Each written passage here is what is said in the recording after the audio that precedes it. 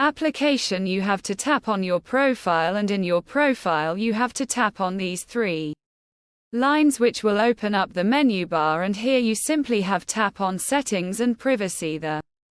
After tapping on that, you will see various options. You simply have to tap on balance, and in the balance section it will tell you how much money you have in your TikTok account. So as you guys can see, currently in my case it is 0, which means I don't have any money. But in your case it should have some money. You just simply have to tap on that, and now it will open up the payments that you have in your TikTok or how much you want to withdraw. So you just need to enter the amount of money that you want to withdraw, and after that you simply have to tap on withdraw. As you guys can see, currently I don't have any money that I can withdraw, so I cannot go to the withdraw options. But in the withdraw option there are only two payment methods in Pioneer and PayPal. So in order to withdraw money to your bank account, you simply have to attach your bank account with a PayPal, which is a pretty easy thing to do. You just need to go to your PayPal, and in the PayPal will easily be